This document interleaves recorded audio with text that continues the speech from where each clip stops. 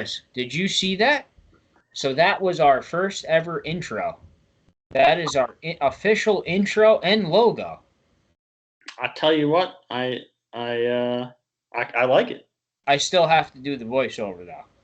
Welcome to episode 18 of the NJ Multi-Species Podcast. I am Joe Santiago, and of course, as always, my partner, Chris Pereira.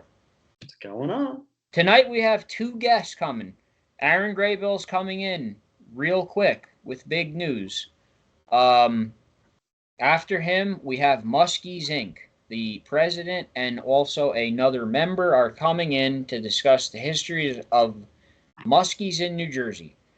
Before that, we have a couple really quick things to talk about. The Instagram has been hacked on Mikey K's rod giveaway. It's been duplicated. Not hacked. Instagram is not hacked. Okay, me and Chris never ask for anything from anyone. So if anyone asks you for something, it's not us. It's not real. Joe's having a panic attack. Anyone who's ever been on Instagram in their life knows that when someone tries to do a giveaway or a contest or has a site that's a page that's growing fast or whatever, some douchebag in China or Russia makes a duplicate fake page with like an extra letter in it. In this case, it's called NJ Multi-Species with a extra S at the end. And then they try to put up like a fake contest winning, hey, contact us and give us your address and credit card and for the entry.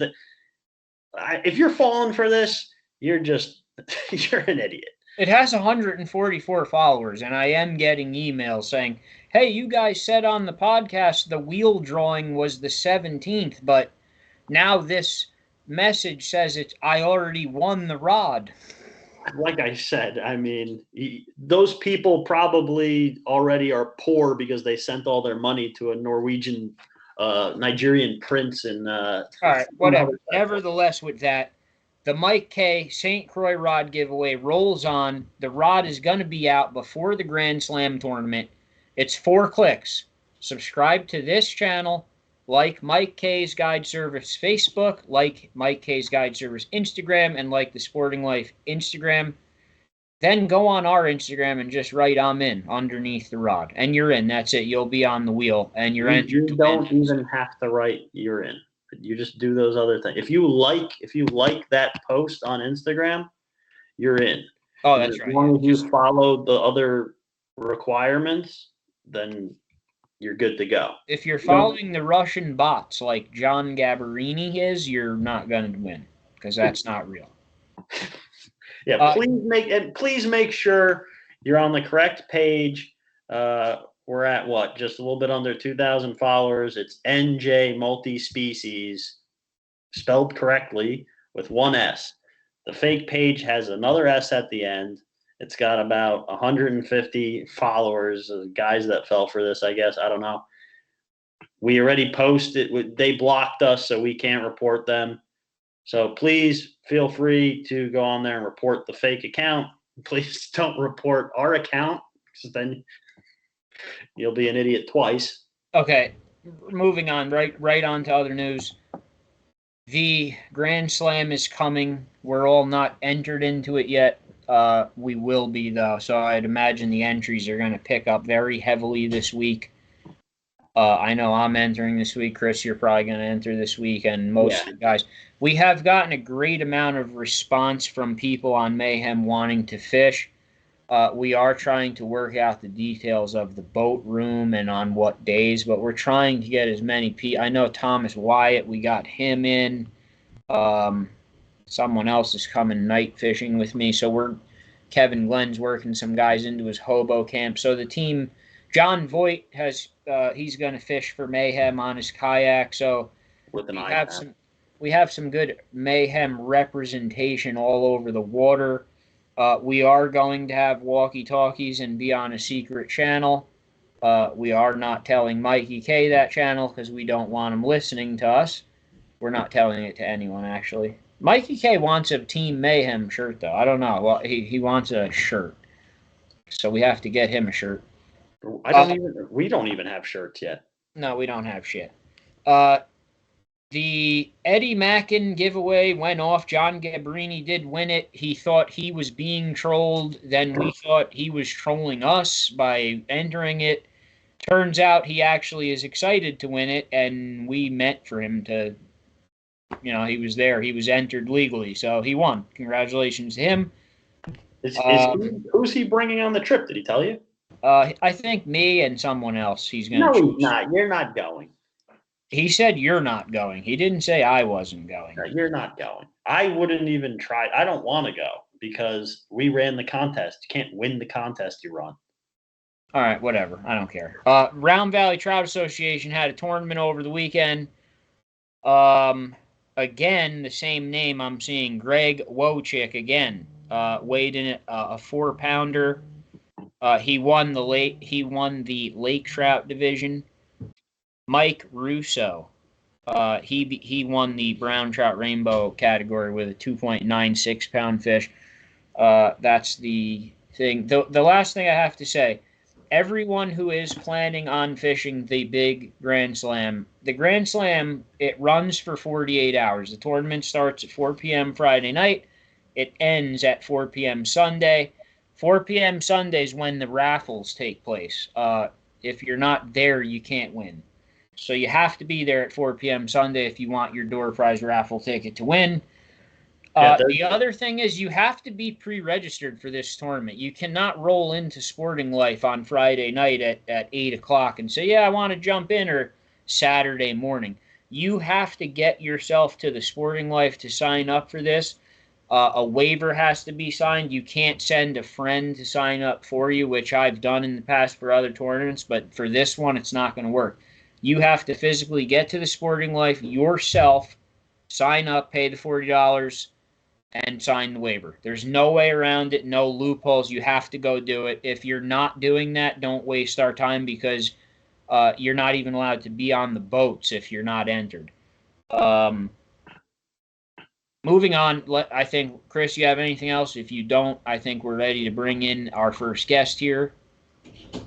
We did some fluke fishing if you want a quick saltwater report, since we're not going to have time later in the episode. We did do fluke fishing. Fluke fishing was high action, but very tough keeper ratio. I would say somewhere 20-1, if I had to guess, maybe 30. Yeah. It was a real rough keeper ratio. It's one of those days where part of you wants to leave the fish to try to find a bigger class of fish somewhere or like a better quality, but you're just, the other half of you is like, they're here. Maybe one of these patches is going to have a couple of keepers in it. And then you bag one. And so you stick around. And then after it's all said and done and the day's over, you think, well, maybe I should have left and looked for those bigger fish. But yeah, but you know what? I was kind of feeling that way too. But then once I saw Captain Ron pull in, I was like, oh, all right, well, Captain Ron's here. So we must be in the right place. I mean, if there was something better to go, he'd probably be there.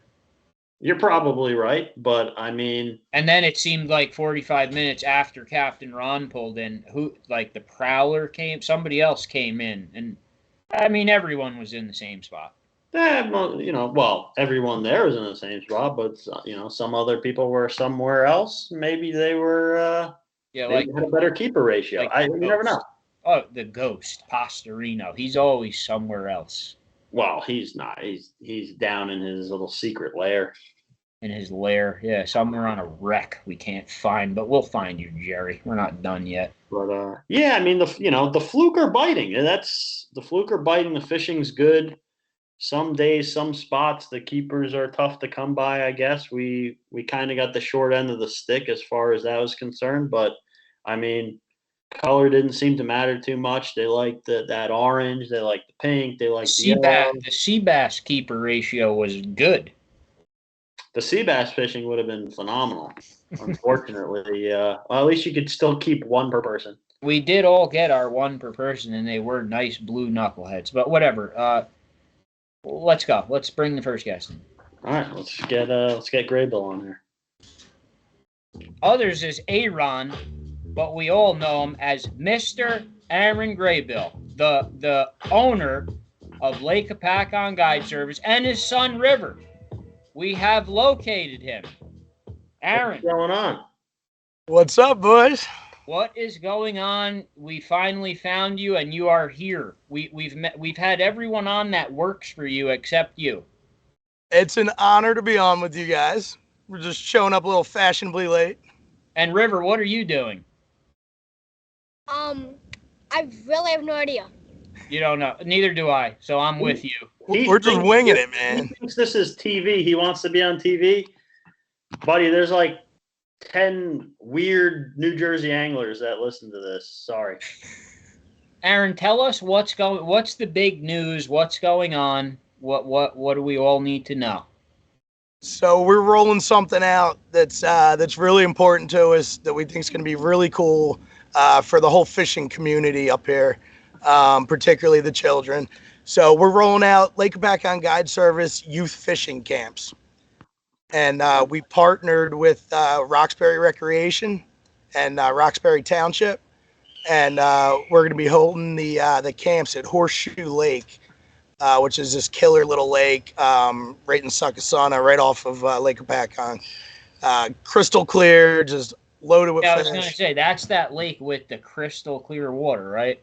I've It's been beautiful. there. I've taken my kids there. It's perfect. There's walking paths, there's benches, there's porta potties, there's shoreline access. You couldn't sit down and draw up a better place to take a group of kids fishing. It's the perfect setting for it. That's So now I just get to drop my kids off and leave them there. That's right. And you're welcome to stay as well if you'd like. Welcome to hang out. There's plenty to do, but yeah, you can drop them off. Starts at 8:30 a.m. and ends at noon, Monday through Friday. Now this is pretty cool. Joe, this is Horseshoe Lake. That's John Gabalgulrini's favorite lake. We're gonna blow it up for him. Him and Joe Bergen go for nightly walks around that lake. You might see them at the camp thing. Yeah, don't make fun of them if they're holding hands. Just go with it. That's You're fine. gonna find River hiding in the bushes at night, sneaking on, trying to get 10-pound largemouths. So now, when I was a kid, I used to go to summer rec. Deuce did too. Everyone in my town did, and you played air hockey and ping pong. And now this is summer rec that I could just be fishing for a week. I mean, this sounds awesome. If It you told really me does. this was a thing when I was like in third grade, I would have gone nuts. Yeah, it was something I was never familiar with. I never had fishing camps or anything growing up, but we were heavily involved in recreation and every sport there is. But When does it start, and what do they have to do to get in on it? Yeah, so there's 6 one-week camps. The first one starts Monday, July 17th. A week from we're recording today, but a week from Monday. Less than a week by the time you guys are hearing this. So the first one is July 17th, and it rolls through the last week in August. So there's 6 separate one-week camps, and we're doing kids entering 2nd through 9th grade. We're doing at the moment we're seeing how the numbers turn out, but we're gonna have at the very least an 8-to-1 ratio, which is what we do on the boats. And all the counselors are either employees of ours or close friends, fishing buddies, really high-level anglers, friends of the guide service. So we got really good instructors. We're breaking the kids into groups based upon the age. So, the youngest half and the oldest half will be split apart. And then I'll get into it. But we're doing all kinds of cool stuff with teaching them things, using different baits, live bait, fly fishing, all kinds of cool stuff from people that are really good at teaching it and passionate about it. Nice. See, this sounds like a great idea to me. Now, I would send my kids to this. I can only assume, obviously, that you got to cap off these groups at a limit. So if people are sitting here thinking, maybe I'll do it, maybe I won't, you might run out of space. Like, you might miss your chance. How many can you take about? So we're set up to do 16 kids with a minimum of 2 counselors. But as this whole idea came together, we actually found out we have more manpower than I thought we were going to have. So we can take on a pretty high number at this point and have really good, solid fishermen, good people, working as the guides and as the counselors. Now, parents that are nervous about leaving their kid and putting them on a boat, Horseshoe Lake doesn't even have boats. This is strictly a shore thing, right? There's no boats involved. No, it's 100% from shore. We went as far as we're getting parking cones, and each counselor is going to drop a cone on one side, drop a cone on the other side, say, look, you got to stay in between here and here. The water, God forbid if somebody slipped or something, it's super shallow, right off the shoreline. It's a super, super shallow flats, basically, on 90% of the lake. And then after like 10 yards, it drops down a little bit. But it's probably the safest environment you could imagine. And the parents, you said, can stay anyway. I mean, yeah, they're encouraged to if they'd like it. Yeah. I'm not saying I'll condone this, but if a parent wanted to also learn themselves how to fish, you sign your kid up and you hang around. Now you're learning too. You kind of get two for the price of one. Santiago's signing both his kids up so he can peek over my shoulder. River's going to show him a few things too. I already know what you do, and it doesn't work anyway. It only works for him. No one else can do that. There may be some truth to that. I think there's always something when Aaron shows you how to do something. It doesn't work. Well, I think he withholds one little piece of information that puts it all together. And if you can't figure it out, well, you're just screwed. So if you sign up for the camps, we'll give you that little bit of information I've been leaving out for you guys. That's what I'm talking about. Are you going to the camp, River? Yeah. You're going? Well, I'm just gonna be fishing. What have you been catching? Anything good? Carp. Carp? You're carp fishing right in the yard? Nice. And tons of bass. Are there carp in Horseshoe Lake? There are. I don't know if it's a big population, but I've seen a few. That's cool. Yeah, and there's trout. They stock it with trout. It's the middle of it's really deep. Yes. And I don't know this for a fact, but I heard from somebody I trust that there's some holdover fish that make it through there. Really? It shocked me. I had no clue. But yeah, good source. And he fished it a lot. Yeah, which is pretty wild. That would be unbelievable if there's a holdover trout lake located on the recreation property. Yeah, it's not unbelievable. I think it's surprising, but it's possible. Yeah. Yeah. No, after seeing the lake, I believe it. I think it's possible. We know, Aaron, that we have you're going to be coming on as a full guest on an episode soon, and so is your fly fishing guide, Rob Califano. Matt Califano. Matty C, the mad scientist. Yeah, but you wanted to Don't get worry. I keep a track. I keep a little tally board of all the times Joe screws up people's names. I need another sheet of paper. He waits for me to screw him up, so he never says them first. That's why. Hey. So, Joe, just so you know, River's nickname was Baby Bucket. Baby Bucket. Baby Bucket. But now we have he has a little sister named Brooke, so Brooke is now Baby Bucket. Tell me. Fish Bucket. He's Fish Bucket, and I'm Bucket. You're Bucket. So not to just Bucket. So you don't screw those names up in the future too. Fish Bucket and Bucket. I still can't believe your wife let you name both kids after bodies of water. And they're such cool names. They're cool names. River, Brooke. Yeah, look out for it, man. If there's ever a third, Hopatcong. You're going to just name the third kid Hopatcong? I might. If we get enough likes on this video, I'll name my third kid Hopatcong. Swim shad. All right, so Aaron, before we leave, if someone does want to do this, what do they have to do? They contact you through where? Yeah, so you're going to send an email to LHGS Camps, as in Lake Hopatcong Guide Service, LHGScamps@gmail.com. It's the easiest way for us to track everything. Every night we're just going and looking at all the inboxes and getting back to everybody. So registration is open. We're really excited about it. We really are. It's something that we're just genuinely passionate about. Fishing has meant so much to me in my life. Ups and downs over the years, everything fishing, and you guys can relate. Fishing was the one constant in my life, and gets you through the good times, gets you through the bad times. It's just been such a powerful thing for me, and to be able to share it, my favorite thing in the world is fishing with River. It just means so much, and outside of him, to be able to share it with a bunch of young anglers and people that are really into the sport, we're really genuinely excited about it, and we're hoping we can share our love of fishing with as many kids as possible. All right. It's sounds awesome. awesome. It's awesome, and I hope people will take advantage of this. I wish there was something like this when I was a kid.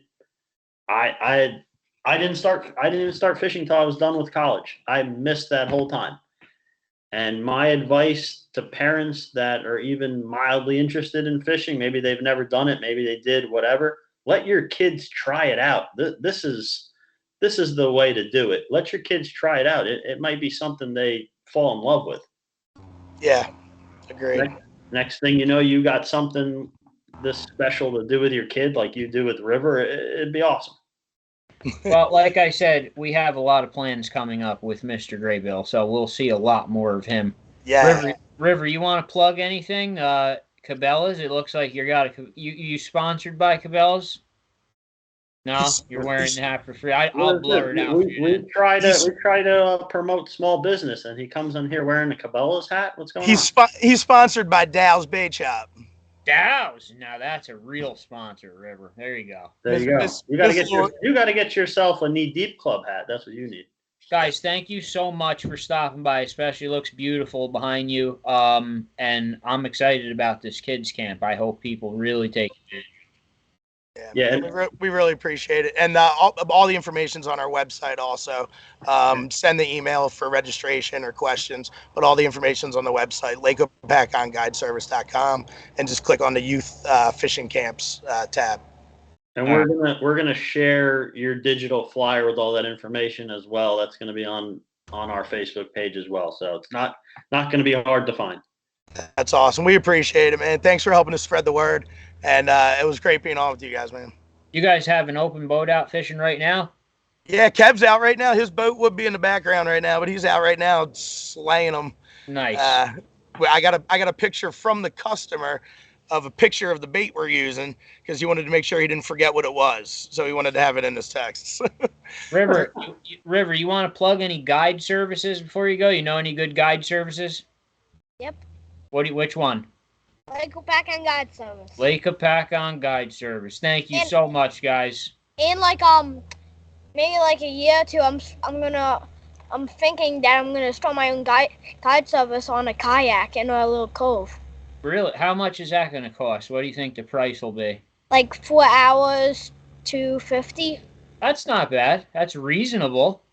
This is breaking news right here, fellas. This is going public. I think that's actually cheaper than your dad. You're gonna undercut him. Yeah. I'm on board. This is why he came on the show. I may actually be an investor, River. You contact me on the side. He's ruthless. Thank you guys so much. I'm just here to hang out. I don't know. And then right at the end, he's just like, yeah, you want to come fishing with me instead of my dad? Isn't that what you want? Kayak cove fishing with River, $250 for 4 hours. So, all right, guys. Thank you so much. I'm ignoring what Chris says. I will see you both later. Thanks for having us on, guys. Appreciate it. See ya. Bye. See you, River. Okay, so our guests tonight, we have two guests. We have the president of the New Jersey chapter of Muskies, Inc., Sean Horton, and Muskies, Inc. member Steve Skornavaca. They are here to discuss the history of Muskies in New Jersey. Guys, it's nice to meet both of you, and welcome to the NJ Multi-Species Podcast. Thanks for having us. Nice to meet you guys. Great to be here. This is Chris. He doesn't talk too much, but he is there. I usually wait for Joe to stop talking. I don't like to interrupt, but you'll see when I'm talking, he just jumps in whenever the hell he wants. That is true. So, guys, where do we start? How far back do we go when there are no muskies in New Jersey? and how do they get here? So a long time ago, Pennsylvania started stocking muskies in the Delaware River. That's back in the late 60s or 70s. So that fishery existed for quite some time, and any muskie fishing that you were going to do in New Jersey was in the Delaware River. And the fish were quite prolific at the time. I mean, fishing was phenomenal for a long time because really not too many people knew about it. But the first muskie was stocked in Greenwood Lake in 1985. And that came about as a result of a small group of guys who decided that they wanted to have muskie fishing in New Jersey outside of the Delaware River. And they took money out of their pockets and they went to a fish hatchery in Minnesota called Caleb's Fish Hatchery. And they bought muskies with the permission of the state, flew them into Newark Airport, and this is way before 9/11, right? This is 1985. Drove their trucks out onto the tarmac. We had a guy that was in the club. His name was Frank Fashon, who worked at Newark Airport. Drove right up to the plane, grabbed the bags of fish.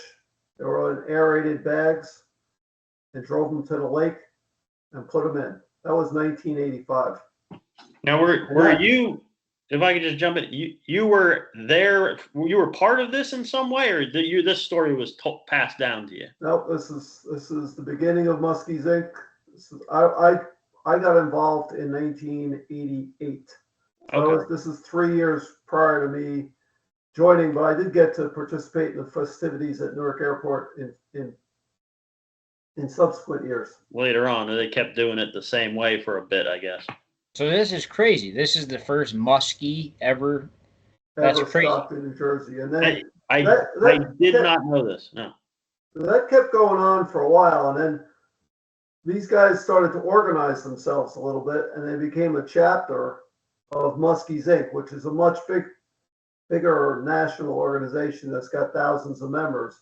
Most of the chapters are in the Midwest, but now with the introduction of muskies to a lot of states, even states in the West like Washington and Colorado have muskies now.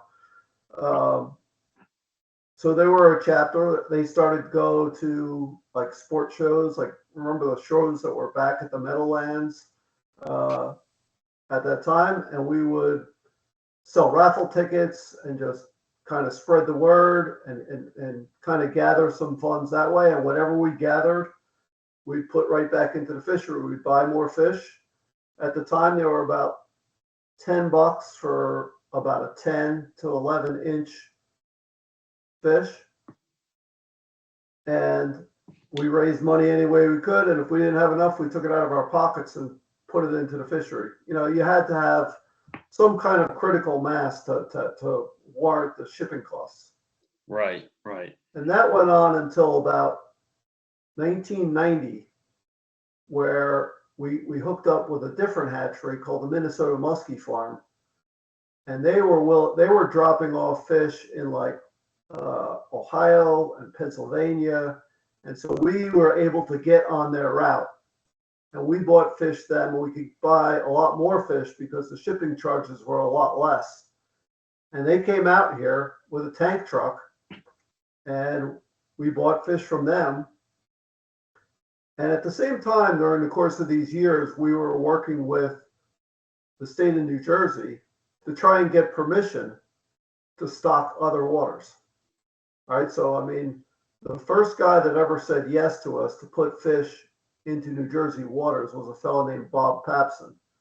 Bob was a principal fisheries biologist, and he's like kind of on the Mount Rushmore of New Jersey muskie fishing, because he's the first guy that said yes, you could put muskies in the New Jersey water body. And he was the one that coordinated with New York, because Greenwood Lake is split between the two states, to work with them and then get permission to put the fish in there. And so at this time, New York State does have muskies further north in their lakes, right? Correct? Sure. but they didn't have anything further south, especially not Greenwood, obviously. But it's really surprising to me knowing like what's happening now that the state biologist would go ahead and okay this. It's great. I agree with it.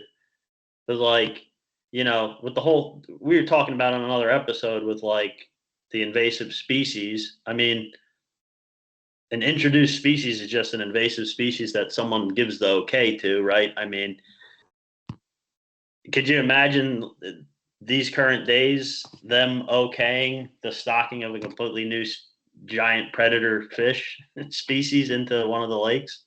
It just would never happen. I don't know. I mean, we're happy that it did at the time, because once it started getting traction and people started catching them, and there were pictures and whatnot, it started to gain traction, and then that's when it started to take off. Like the next step of the evolution, and a fellow that gets almost all the credit for this is a fellow named Bruce Ruppel. He was also a state biologist for the state of New Jersey. He did a lot of work with the state on like fish sampling with toxins and also shellfish. But he was probably the visionary for working with the state, knowing what needed to get done to get the proposals through the machine, if you will. Yeah. And his vision was that someday we wouldn't be buying muskies anymore, and Muskies, Chapter 22 of Muskies Inc. would be out of the stocking business, and the state would have its own muskie rearing program. Well, yeah, I guess his dream came true, right? His dream came true. And, it's phenomenal that this all happened. In like 1990, 1991, we were able to get permission to stock Echo Lake. And our vision there was that we bought Leech Lake strain muskies from Minnesota Muskie Farm. Now, Leech Lake strain it's a different type of muskie. It's not like largemouth and smallmouth bass, not like that. It's a different strain of muskie. It's got different characteristics.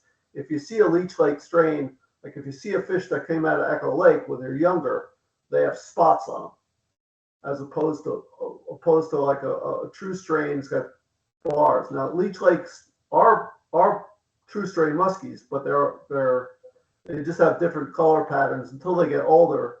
Then they become like a little bit more clear colored. If you look at some nice fish that are on the internet somewhere from Echo Lake, I've seen some full grown muskies that still have that spot pattern. That's what you're talking about? They still do. If you look like but they're more round spots as opposed to like odd shaped spots. Like if you look at a St. Lawrence fish, they'll have like a spot pattern that's a little bit irregular. You're talking about that. Oh, it looks like polka dot pattern. Polka dot pattern, exactly. And though you're saying any fish with that polka dot pattern is one of these Leech Lake strain muskies? If you catch it in Echo Lake, it is. Okay, so somewhere else, it could be half and half or a quarter and like mixed up kind of. Right. I see what you're saying. Okay. So the vision is that we would have brood stock in New Jersey waters for the state to net and get the eggs and hatch the fish. But now we'd have two different types of brood stock. We'd have Minnesota muskies, and we'd have Leech Lake strain muskies in different lakes. And so when we gathered those, the state could then stock true strain muskies and Leech Lake strain muskies. And we were the only hatchery that had that when that came online. And they kept them separate for many, many years. So that was like 91. Echo came online in 91. The state stocked its first muskie in 1993.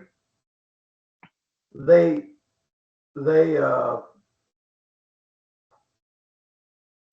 got fingerlings from Pennsylvania and stocked the first muskie in Greenwood Lake that the state stocked in 1993.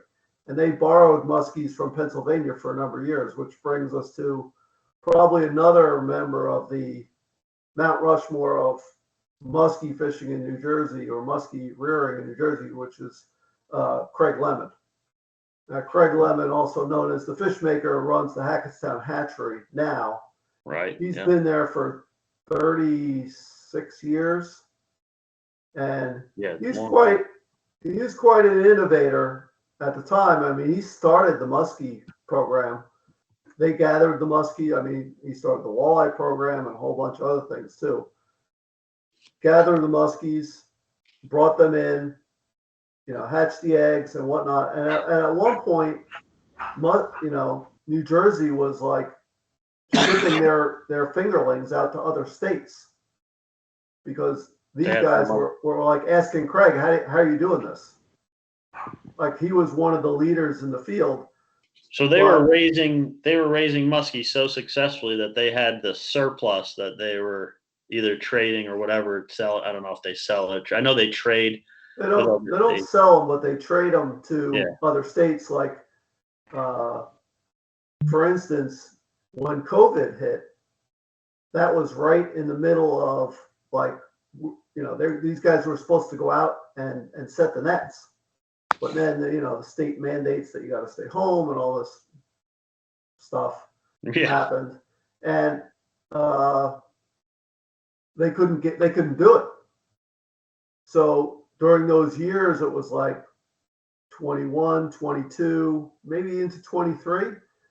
Craig traded with Pennsylvania to get fingerlings to bring back to New Jersey to stock. And they gave them, something else. They gave them Northern Pike and whatnot.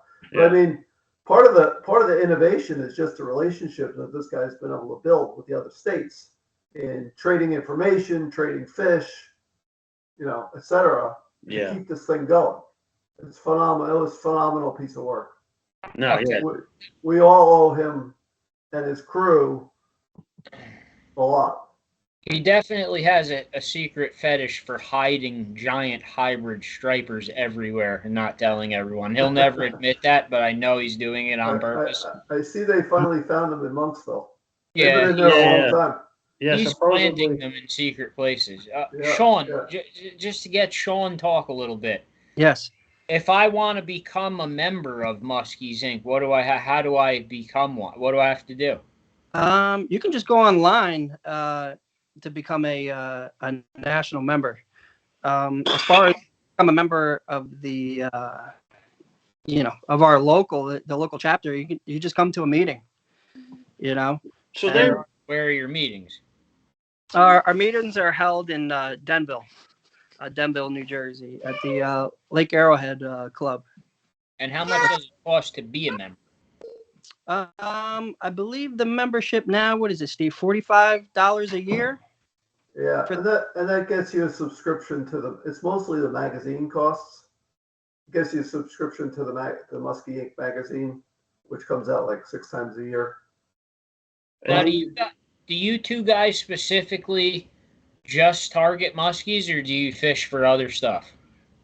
No, I everything. I mean, you do? Okay. Yeah. I mean, for many years, I was a little sick.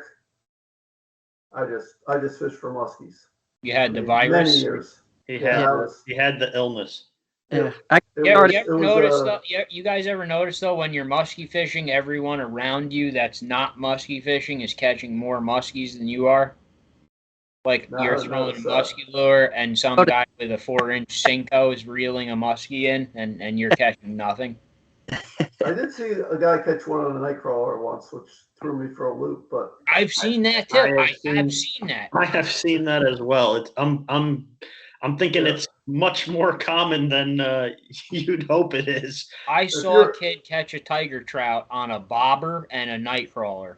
Did you say tiger trout, or did you mean tiger muskie? Yes.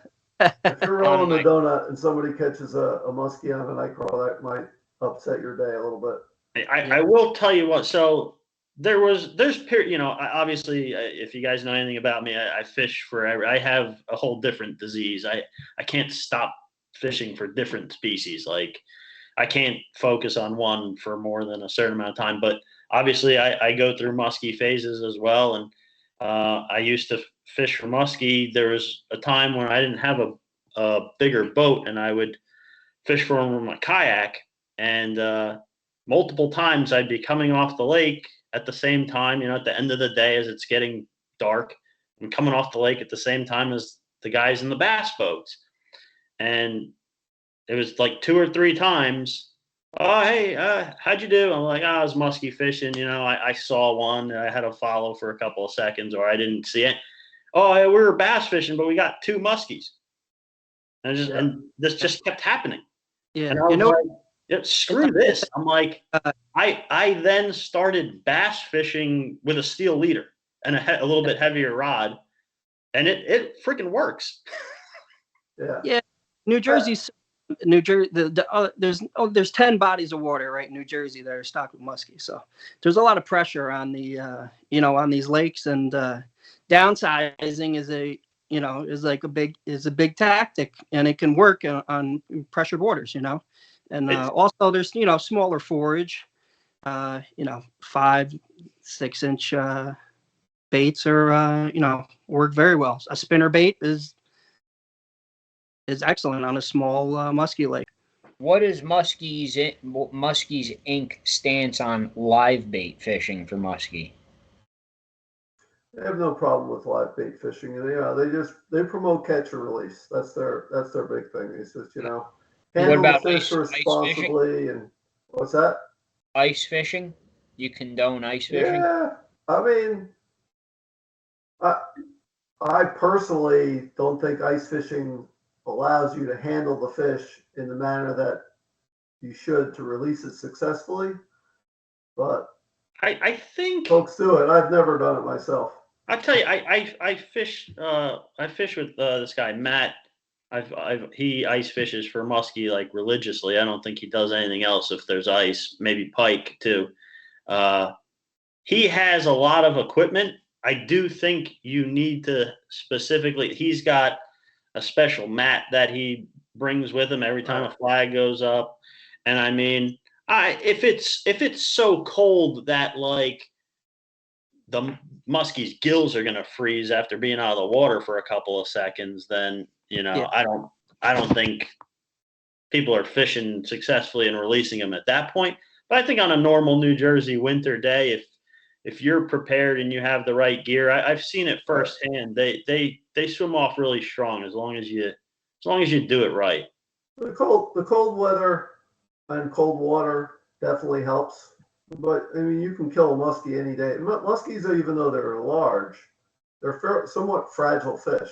So like, you could drop a striper on the bottom of your boat and then throw it back in the water, and it could swim away and still live. If you drop a muskie on the bottom of the boat, or even let it flop around the bottom of your boat, it may swim away, but you'll find it floating in a day or two. I see a lot of guys online complain when people have a picture with a muskie and they're holding it vertically. Right. Yeah. Is that true? There's a lot of science behind that, Joe. There's been a lot of studies done that, the muskies in particular need to have their weight supported underneath them. They're not meant to hang like that. That hanging of the fish extends their innards, and it causes higher release mortality. I've been involved in several studies where they radio tag muskies and track them. Yeah. And then, they catch the fish by angling, and then they tag them, and then some of those fish don't make it, and they can tell like what happened to the fish and where did it travel and what the situation was, and they have a record of how long did they have that fish out of the water, how was that fish held, et cetera, et cetera. So it was a very interesting study and very eye-opening for me and this is quite a number of years ago, as a new muskie angler, as to how to properly do it. So it's just like anything else, though. I mean, if you if you catch a trout and you take it out of the water and take its slime off and, you know, give it a death grip, the thing's probably might swim away, but it's probably going to die either of some kind of an infection or just because you manhandled the thing. You let it flop around on the rocks, you're going to have the same result. Muskies are no different, but they're a little bit bigger. People aren't always, you know, the bass guy that might catch one isn't always prepared to land it or have a suitable landing net, or, you know, when they take it out of the boat in the bottom, take it out of the net in the bottom of their boat and it flops around a bit, you know, it might not get in the water. Like a lot of the fish that we catch are water released, like from the net. Yeah. So. Yeah, I mean, you can't really stop that from happening. You know, accidental catching. If it's not like, you know, you're not going fishing for muskie, you're not bringing that giant net. You're not bringing, you know. Yep. You've got lighter gear and whatnot, and you know, it sucks, but it's reality. You do the best you can, I guess. The other thing that's probably, sorry, what was that? I was like, the main thing we want to do, like through Muskies Inc., is just to educate people on the proper handling and the release tools, you know. So if you do get in, if you don't have those, you know, release tools on you, or, you know, you have some idea how to, you know, how to properly handle the fish, you know, because it's easy to. If somebody's just starting out, they've never muskie fished, but they're interested, they want to learn, by joining Muskies Inc. and coming to the meetings is a good way to get to talk to you guys and actually learn where and what to fish. Yeah. Absolutely. I would say coming to the meeting, getting involved is a good way to learn. A lot of the guys, hundreds and hundreds of muskie fishermen have participated in our muskie school that we hold once a year. So we one of our fundraisers is a muskie school. The last few years it's been on Greenwood Lake. Previous to that it was on Hopatcong. It's been in a lot of different places, but the school is essentially a 2-hour classroom session where you get educated on all the basics. What kind of tackle should you have? What kind of rod, reel, line should you use? What leader? How should you tie? What kind of knots do you use? What kind of baits do you use? What kind of structure do you look for? You know, it's a soup to nuts overview of muskie fishing, complete with videos and demos and all kinds of stuff. And then we team you up with a member of Muskies Inc. and you go out muskie fishing in their boat. Oh, that's pretty cool. For about 6 hours. And then you come back and there's a lunch, and then sometimes the guys keep fishing afterwards. And a lot of those people that have been through that program are now Muskie Inc. members. And a lot of the people that muskie fish have been through that program, and it's been going on for many, many years. We only can handle about 15 students a year through that program, and there is a charge for it. And all that money goes back into fishery in New Jersey to one of our programs. Now, Muskies Inc. itself right now is kind of I would call it a kind of calm club. We don't have tremendous ambitions in terms of, you know, taking over the rest of the lakes in New Jersey with muskies or anything. We're kind of happy with the number of lakes we have. We always like to see a new lake now and again get stocked, but that's not really up to us. That's up to the biologists in New Jersey as to what lakes can handle what fish. Well, he said 10. He said 10 before, and I counted them in my head. I'm counting 8. I'm missing 2. I'll go through a list with you. There's some down more South Jersey, not South Jersey, but a little bit further down, right? I don't know what the exact count is, but let me stay on my point for a second, and then we'll get to the list, because I have a list of all the lakes and when they were stocked initially, which some might find interesting. So Muskies Inc. raises this money every year, and we do 3 things with it. We help the state. So sometimes, like this year, there was a problem getting approved feed for the muskies. You can only buy fatheads and other minnows from certain states, given this whole,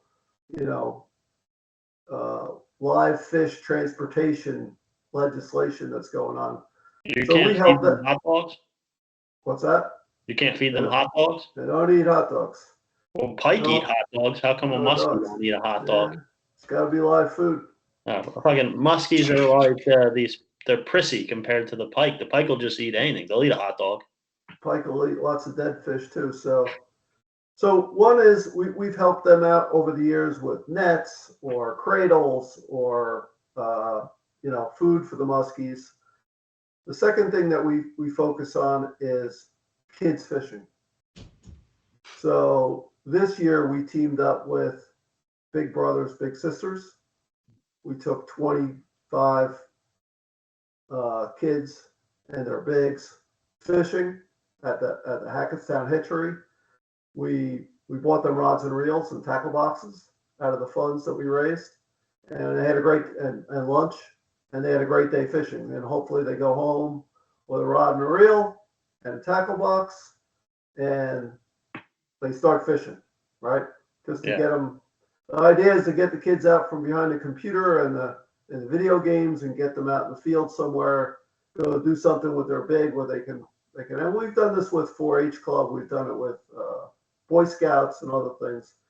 And we had to take a break for a little while because of COVID, but we were back at it this year in force. And then the third thing we do is we've done some structure projects. So like in Mountain Lakes,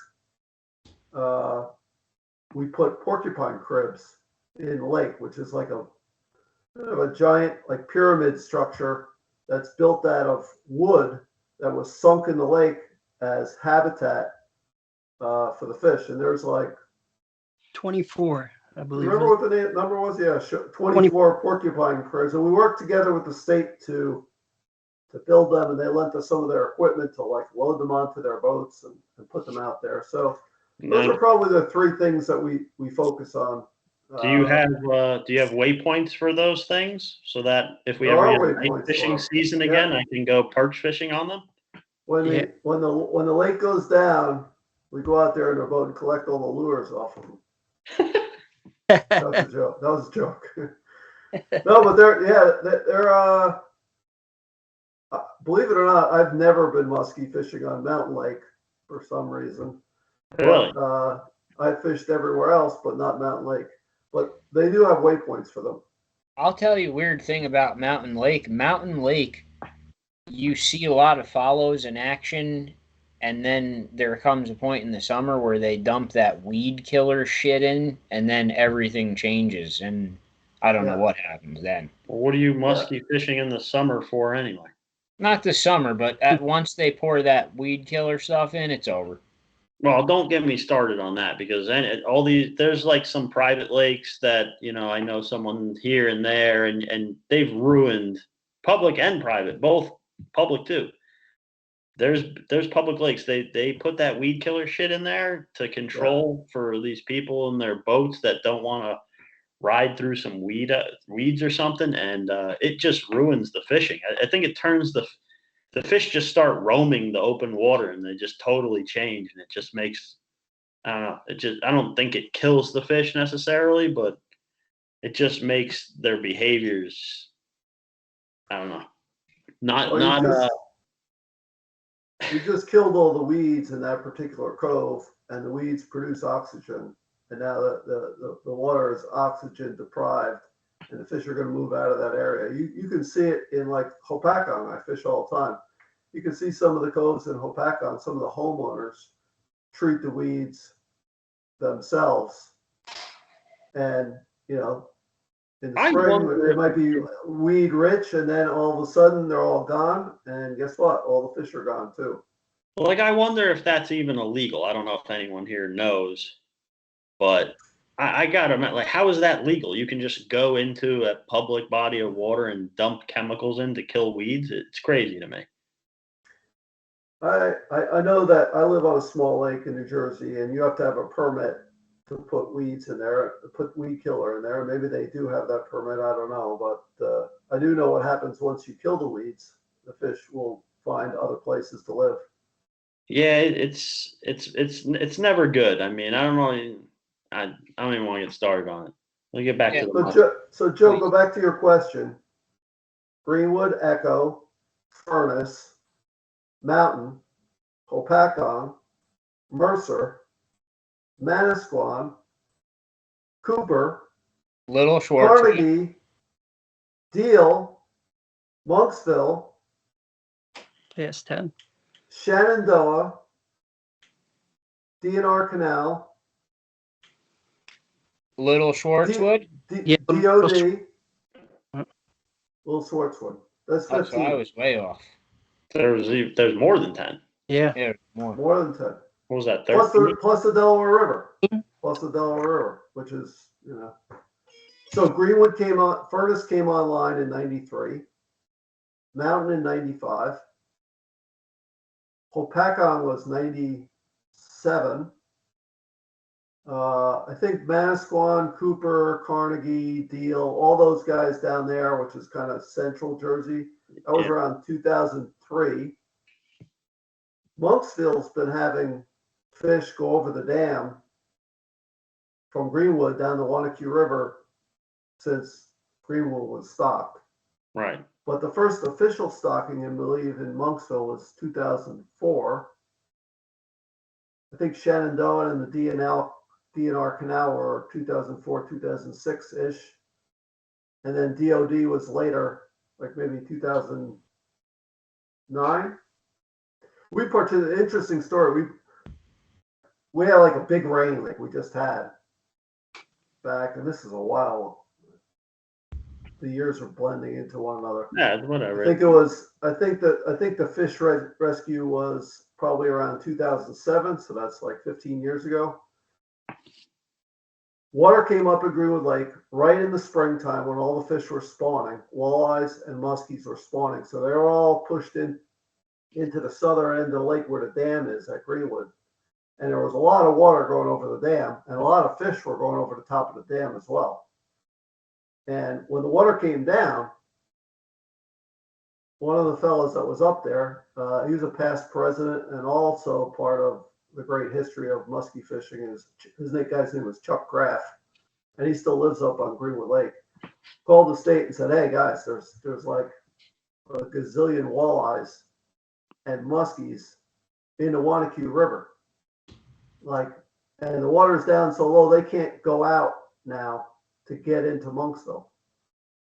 So we came up there with Craig and the electroshocking gear, and we all showed up with our big muskie nets and cradles, and we were all wading up the river together, and Craig was zapping these fish, and we were scooping them up and putting them into these fish cradles, which are essentially like two long poles with a net below them, so to support the weight of the fish. And we took the fish and put them into their tanker truck that you see them stocking from, and we drove them back up to the lake and put them back in the lake. But if everybody says, "Oh, where are all the muskies coming from in Monksville?" That's where they come from, or they came from there for a long time. I mean, the quote unquote state record came from Monksville in 97. Why the quotes? Is there a story behind that fish or something? The muskie records in New Jersey have a sullied past, let's say that. So What does that mean? That sounds juicy. I think he's saying that muskie in 97 is way too short to be the weight that they said it was. That's exactly what you said, Joe. I figured. Yeah, I've heard that. And I agree with you. So they don't cut these fish open to verify they're not stuffed with walleye sinkers? Nope. And it's ironic that the fish that it doesn't exist anymore, but the sport shop that weighed that fish officially was Monksville Sport Shop, who had just nothing to gain by having a state record come from the lake right next to the sport shop. No, of course not. So, I mean, a 48-inch fish has a I mean, a 48-inch fish would have a hard time being 30 pounds. What's a skillful angler muskie, Chris? 45? I think it's 45. It's well, they recently over the past couple of years, I don't remember when, but they recently separated the tiger muskie category and the pure strain muskie category. I think I can look it up while he's finishing the story, but yeah, I think the pure strain's 45. I think the tiger muskie it's shorter. I think 40. it's That might 40. be 40? Yeah, I 40? think the I was tiger. gonna say 42, but if you I'm not entirely positive, but I know it's. A 40-inch tiger is a nice tiger. Yeah. Oh, Oh yeah. yeah. Nice tiger. Yeah. yeah, I think my biggest tiger is probably a little short of that even, but I could show you a lot of pictures, and if you put that picture next to the current state record and said which fish is bigger, you would never pick the 48-incher, and you'd be right. And I could tell you that the fish that you were comparing it to that are bigger aren't anywhere near 42 pounds. Yeah. So it's just, it's unfortunate. Is there a 42 pounder swimming around in one of our lakes? Yes, there is somewhere, but it's a lot longer than 48 inches. It's probably 54 or 55 inches. well, yeah, I mean, like we all understand that pictures can be deceiving to a point, but if a measurement to a weight, you'd have to see like that thing would have had to have a belly full of human babies or something. If you look at it, it's not overly heavy compared to and the record before that was not a real record either. We're probably running out of time for this. What happened with that one? The whole muskie record book is just fake. The last that fish was snagged by a shad fisherman. Oh, jeez. It was caught illegally. I see. You should Well, I just looked up the tiger muskie skillful angler catch and release is 42. The pure strain is 45. Yeah, both of those are really nice. So 3 inches over the skillful anglers, the state record. It's not even. It's just common sense. No, I mean, I caught a 50-inch muskie a couple of years ago for the first time, and I wouldn't have even thought to, even for a second, that it would even be worth checking as a record. So I don't know, and it was thick. It was a healthy fish. I mean, it didn't have human babies in its stomach, but it was a healthy fish. full of trout. Oh yeah, I have caught a good number of 50-inch fish in New Jersey and other places. And a 50-inch fish is probably, if you catch it in the summertime when it's not full of eggs or something, it's probably around 30 pounds or so, give or take. yeah. If you catch it in the fall when it's fat, or you catch it right in the spring before it spawns, it could be, quite a bit heavier, maybe 34, 35. In order to get to the next class of fish that can get to be 40 pounds, you have to be way over 50 inches. You have to be like 54 or 55. I caught a 55-incher in the St. Lawrence River, and it probably was maybe pushing 40 pounds. And it was heavy, and it was December. So it was late. And, it's hard to get there. So it's kind of like we're chasing a record that's hard to get there. But, the last legitimate record that I know was caught in the 70s by a guy that I knew. His name was Ben Robato. And he caught it in the Delaware River using a trolled bucktail. And he caught quite a number of good fish. And the record bounced around there around 35 to 37 pounds for a number of years. And there were a couple of guys that were really after it back then. But those were nice fish. Yeah, we're used to seeing people post pictures of fish and just flat out lying, and you just look at it and you're just like, yeah, okay, and you just go by. But like for it to be registered as a record with that story behind it is kind of disturbing, but what can you do? I would say that, you know, the story of Muskies in New Jersey is just a really phenomenal one. It started, you know, just with a handful of guys that had a kind of a vision, and it was helped along by, you know, some biologists like Bob Papson, who said yes, Craig Lemon, who raised the fish, Bruce Ruppel had the vision, and there were some presidents of Muskies Inc. Michael Wasco was the president back at the beginning when all this stuff started to happen. Chuck Graff was a longtime president. Recently, before Sean, Cal Hunsiger was a president for many years. He did a lot of great things. There was a guy that and I have to say this is not muskie fishing related, but it is, because this guy probably raised more money from muskie fishing than anybody else in the state. And the guy's name was Jim Smith. Now, if you ever went to one of these sports shows back in the Meadowlands or any of these sports shows, this guy was like an insurance salesman. And he could sell you anything. He could sell you your own hat. And we would just like funnel these people over to Jim. And Jim would like, you know, he had this whole story, and he had people taking cash out of there. And we raised and stocked so many fish in New Jersey because of his efforts. And he would go to every show day, like, you know, the thing would be 4 days long. He'd be there every day, all the hours. And at the end of the show, I mean, end of the day, we'd have $500 in our pocket. And tomorrow we'd have, at the end of the show, we had $2,000 in our pocket. And we'd go call Minnesota Muskie Farm and say, we're ready to order.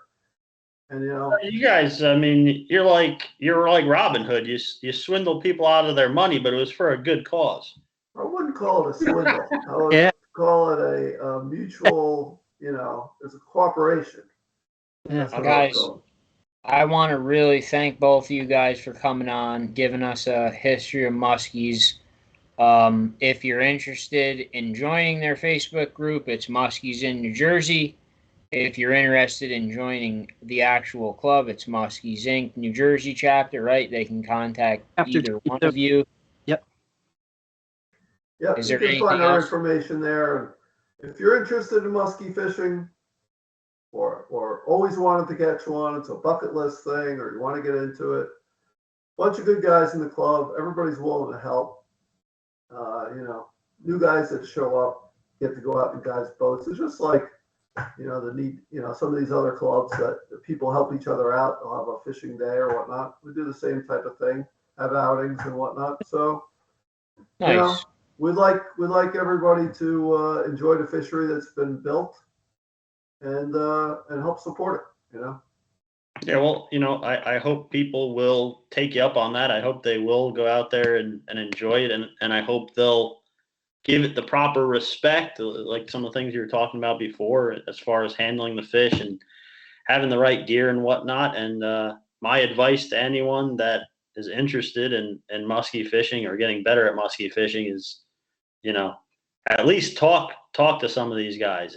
Even if you're not just going to go and join the club, I mean, talk to them for a bit first. Hey, that's free. You can talk to them for free and decide later if you want to go. But I learned to muskie fish like on my own. I just, like a stubborn asshole, I just kept going out there, and it took a lot of trips and a lot of suffering. I just like to suffer, I guess.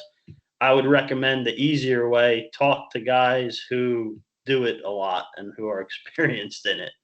I'll say this, that now, as opposed to when I started back in the 80s, there's so much information out there on YouTube or the internet or whatever. There's plenty of information to get. If you don't want to be a Muskie Inc. member, but you just want to come to a meeting, you're welcome to do that, right? You don't have to go buy the magazine or whatever. If you just want to show up and meet some of the guys, that's fine too.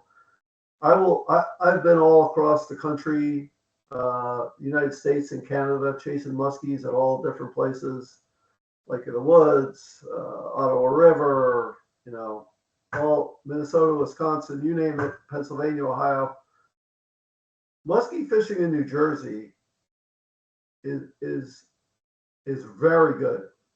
I mean, compared to everywhere that I've been, your chances of going out for the day and catching a muskie at one of these lakes that we listed, these 15 places, is Yeah. excellent. And your chances of catching a big fish, which is, let's say, 45 to 50 plus, is also excellent compared to all these other places that fish. And really in New Jersey, except for like some of the small lakes like Furnace and Mountain that get a lot of play, but even if you go out on Hopatcong, there's only a handful of guys that are doing it. And there's really not that much pressure on these fish at this point, and your chances of getting a big one is excellent. Yeah, I said it for a lot of different species. The state has done an amazing job of making this variety-rich fishery in the state. All different kinds of fish are thriving, and are you going to catch a world record muskie in New Jersey? No. But like you said, you put the effort in, you put the time in, you're going to get one, and you got a good chance at catching a real nice one. The gold standard for muskies is 50 inches. And there's a lot of 50 inches in New Jersey waters. A lot. Are they easy to catch? Not that easy, but you have as good a chance of catching one in New Jersey as you do in a lot of places. And Craig Lemon and his staff have been just excellent partners, and they work together with the biologists, and they work together with the fishermen, and they've worked together with us. And what's been created here in New Jersey is just, it's remarkable that you're within a stone's throw of New York City and you have fishing that's this high quality. Yeah, it's a real cool backstory. Thanks again for coming on here and sharing it. And it's like you said. What was that? Yeah, we appreciate it, and I hope some of our viewers head over to you guys, join the group, and join the club. Yeah, I said the same thing. I say the same thing about Round Valley Trout Association, Knee Deep Club. You don't have to just send money. Go check it out. It's free. No one's going to kick you out. Talk to some guys. See what's up. And make your decision after. You learn a lot from talking to these guys. I started 4 years ago, and I joined right before COVID, 2019. So I had with everything shut down, I had a lot of chances to muskie fish. I fish on the Delaware mostly, and you pick these guys. You go to these meetings and you pick guys' brains, and it's amazing. The tactics and the stuff that you learn, and everybody's open, and all you got to do is open your mouth and talk. You're the story right there, because unless I'm mistaken, correct me if I'm wrong, but Sean, you haven't been muskie fishing all that long. I feel like I remember seeing you come on to the New Jersey Fishing Forum, and you had just started becoming interested in it, and it wasn't that long ago. No, it's probably the September 2019 was when I started, and you just go and I volunteer for anything that's going on. I was a part of it. We needed people to help build the cribs for Mountain Lake. We need people to volunteer for kids fishing day, or to do the muskie school, to work the table at the fishing shows. You just have to put yourself out there, and once you put yourself out, you're not going to go to a meeting, and the guy's going to pull out a map and say fish here. Yeah. Because it'd be doing you a disservice if somebody did that, right? Exactly. It's more, it's you just gotta go out there and you pick these guys' brains, man. Look how long Steve's been muskie fishing. It's you got almost 40 years of knowledge there, and the club's full of guys like that, Right, and just by going checking it out, talking to a couple of people, you're gonna chop off like the learning years of a learning curve off the beginning of your experience. Yep. And how many times I'll talk to guys and I'm like, hey, how do you fish it? And you'll be like, really? That it's stuff you never thought of, just like different tactics and stuff. And it's we encourage anybody that comes out, man. And that's really been our pitch for muskie school too, is that, listen, you can go it alone and you can go try and figure all this stuff out for yourself, or you can invest in yourself for a day, It's like hiring a guide, right? If you go hire a guide to go fish Lake Hopatcong for hybrids, right? You're going to walk out of that day with, a ton of knowledge, maybe a few spots. You'll know about bait and presentation and whatnot. It's no different to fish for muskies. Muskies, maybe they're not quite as numerous, but it's the same type of thing. And you'll walk out of there with knowledge about, and you'll get to try it for a day. You may, Yeah. A lot of guys that go to school, they walk out and they're like, damn, that's hard. That's like a lot of work casting those big lures all day. Maybe this isn't for me. And other guys are like, this is great. I want to do it. My first muskie, just one more minute. My first muskie, I was in the Delaware River at the Delaware Water Gap. And I was with my dad and we were fishing for smallmouths. And we had a muskie come up and chase one of our smallmouths. And then like 2 minutes later, I caught a chub on a jig, and I rigged up a rod and I put the chub on. I built a wire leader. I rigged it up. We drifted back over to muskie and we caught him. Small one, it was like a 36-incher, right? We have the fish in the net. We go over to the boat ramp, but the net's in the water. And that, back then you didn't have a camera on your phone. This was 40 years ago, right? Yeah. I run up to my car to get the camera, and there was a guy muskie fishing there, and his name was Bruce Ruppel. This is the guy who started the whole thing at Muskies Inc. And he was concerned that we were going to keep the fish or whatnot. And I was like, no, man, we just want a picture. And he opened this tackle box, and I saw those big lures and all the stuff he was doing. He was so free with the information. I'm like, this is what I'm going to do. And I just dove in, and I was just obsessed. Then you just became a deranged, sick individual that does nothing. I became a deranged, sick individual. I used to fish for muskies 12 months a year. And if our waters were frozen, I went somewhere else. It was crazy. That's a nice thing in Jersey too. The Delaware River. I mean, a lot of time, you get a mild winter. I mean, I'm the same way. I love fishing December, January, February on the Delaware River. There isn't a soul on the river, and there's some big fish. There might be now. Nah, you know what? People are generally it takes a special individual to muskie fish in February. Yeah, you got to be a certain type of person to do that. Yep. Guys, I thank you so much for coming on the show. Really appreciate it, and thank you for the education. My new thing now is when Joe's trying to end the show, I try to keep it going. So do you guys have any more stories to tell? I'm not trying to end the show. I have still more show to do after this. I know. I'm just torturing you. No, you're not. I'll talk fishing. Huh? I'll talk fishing all night. No, guys, for real. We're gonna let you go. It's been fun, guys. Maybe some other time we'll come back and talk about how to catch them. But in the meantime, get out there and enjoy New Jersey fishing. Yeah, you got to go to the meeting if you want to know how to catch them. No, you guys can come back on. Here. You guys come back on a later date, and we talk tactics and stuff or whatever. We tell people all the time, like, you're not going to be handed all this information. Yeah. Not from our show, at least. I mean, it just doesn't build legitimate anglers that respect the fisheries. You gotta just become part of the community. That's how you get your information from.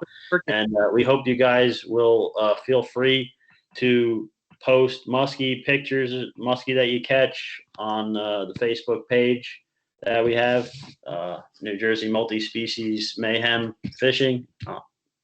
You're more than welcome to put up the Muskies Inc. Meetings on there.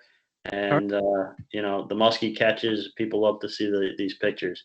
All right, awesome. Thank you, guys. Appreciate that, guys. All right. Thanks, guys. Take care. Take it easy. Man, now that guy, I mean, those two guys, it seems like if we didn't stop them, we would end up talking about fishing with them for 10 hours. This would never stop. So Right, that happens with this show all the time, though. I mean, you just once you start talking fishing, you could sit here and talk hours for fishing, but unfortunately, it's just unrealistic to do it. We don't want to cut people off, so we try to do as much as we can.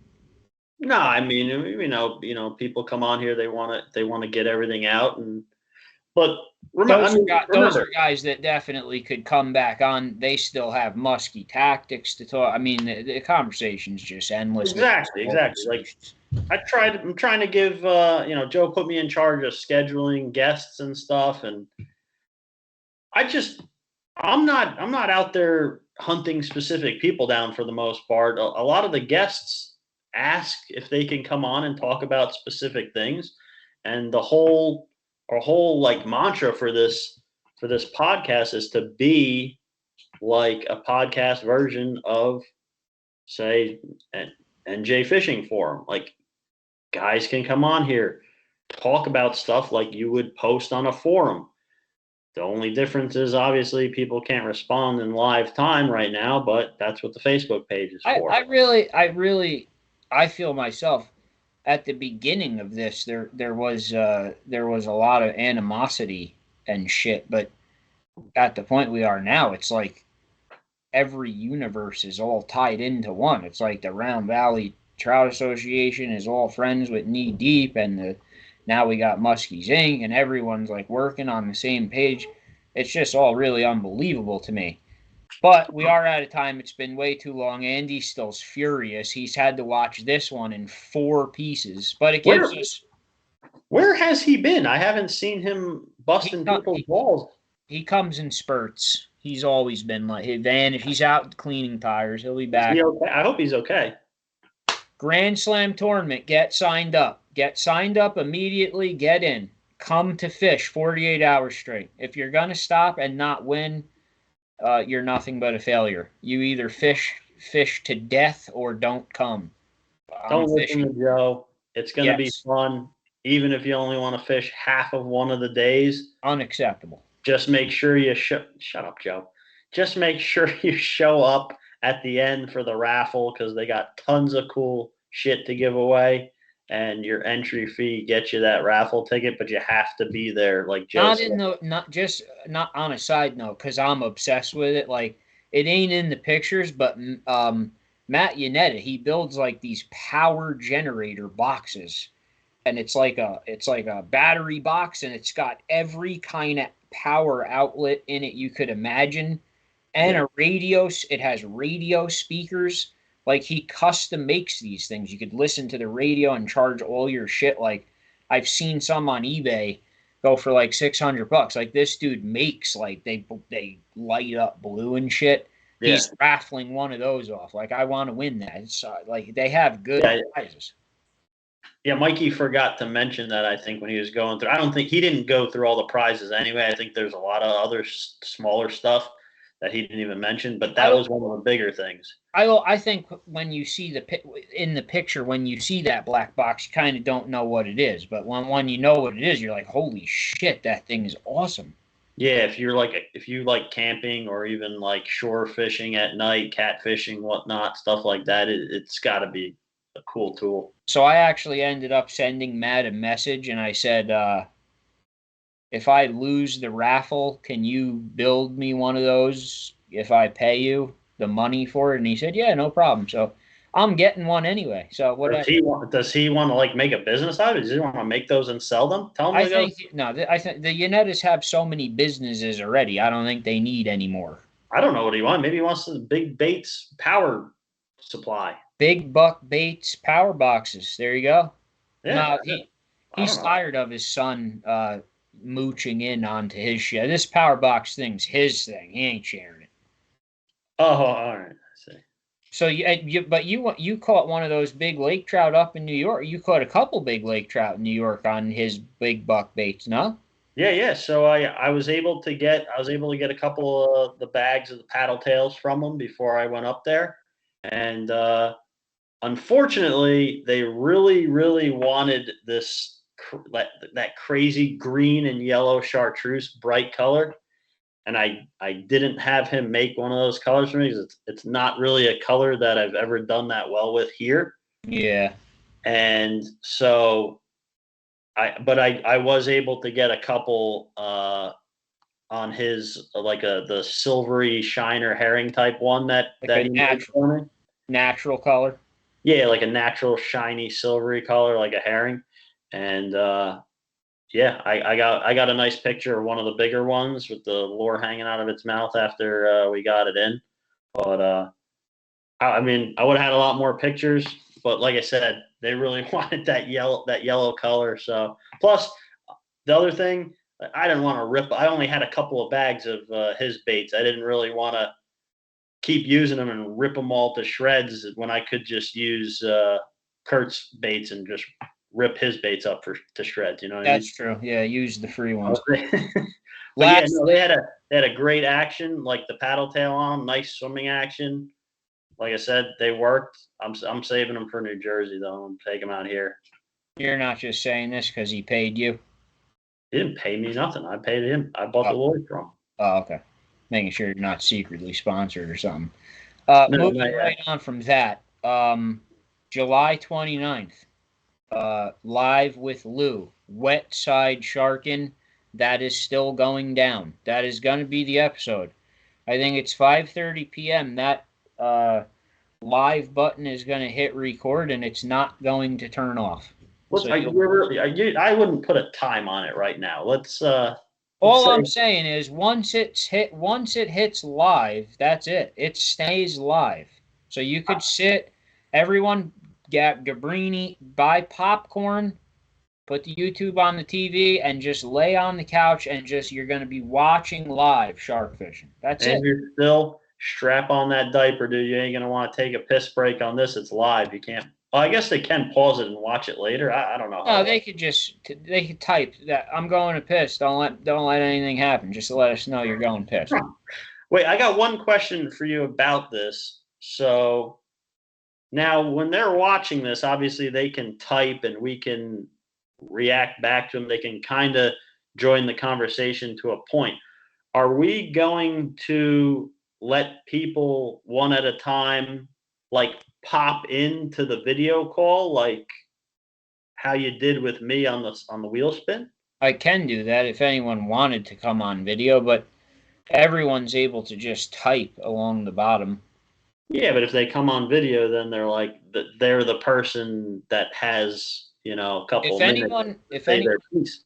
Listen, this is our first ever live episode, and it's live fishing for sure. There's a chance we might catch nothing, and this might be 5 hours of us staring at a camera in the dark, but it's our first one. It's experimental. I'll try to pop people in. I'll try to answer all your questions on the bottom. You could watch Chris eat a bologna sandwich. Are you really going to bring me a bologna sandwich? Whatever you're eating, they could watch it. It's all going to be live, and that's it. It's going live and staying live until the shit's packed up to go home. My money is on you forgetting the backup batteries and chargers and stuff, and the battery goes dead after 20 minutes, and that's it. Possible. All right, this show's been way too long. I do not want to lose Andrew still as a fan, so I'm going to sign off now. Next week is John Fallon. John Fallon, wildlife action photographer. Yes, I made that title myself for him and gave it to him. Wildlife action photographer.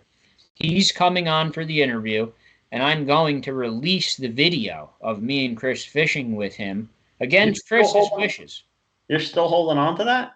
I am, but Chris doesn't want it released. I am now releasing it. John's coming on the show. I'm releasing it. I didn't say I didn't want it released. I said, you asked me, I said, I wouldn't bother. I just tried to save you the time. But if you guys are interested, the John Fallon whole day of fishing with him and him taking pictures is going to be on YouTube. And it does have slow motion aerials and all kinds of cool shit. What about the special surprise? There's another special surprise, too, where Chris shatters his cheekbone on a bait cooler in slow motion. That's about mid-video. Totally worth the watch. I can't believe you still haven't released that. Oh, that's coming. It's in that video. It's when that video comes out, that clip will come with it. Don't worry. Yeah, well, I'm sure John has a lot of awesome stories. I've been looking at his pictures for years, and you just see these pictures and you're like, dude, like the other day he had a picture, looked like he was standing 2 feet away from a bear. And like I realized the camera has a nice zoom on it, but like the bear's looking over, like he couldn't have been more than, I don't know, 75, 50 yards away, I feel like. I don't know. It's stuff like that. You're just like, you want the story behind the picture.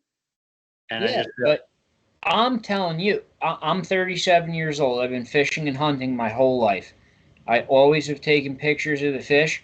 I've always taken pictures of deer I've shot, all that, all the shit, the hero shots everyone takes. Saturday, for the first time ever, when we were out fluking, I was taking nature shots with my GoPro. I was taking sunset photos and sky photos and pictures of clouds and shit. So I don't know. I'm taking pictures. I might have a thing for this Fallon guy. He's got me in a whole nother thing now. I don't know. I'm obsessed with Fallon. I'm obsessed. He's converting you. He's converting me. The pictures he showed me how to use on a bonus note.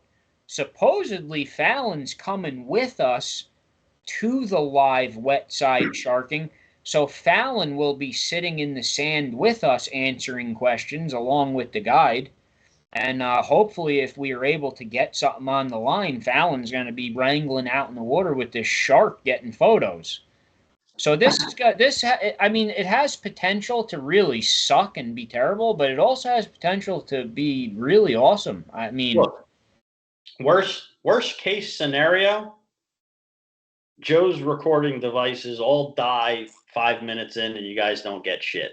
But second worst case scenario, Matt, we need the box. We need my box done by the shark episode. Now we're going to cut that. And we're going to make that as short. He needs his box done, guys.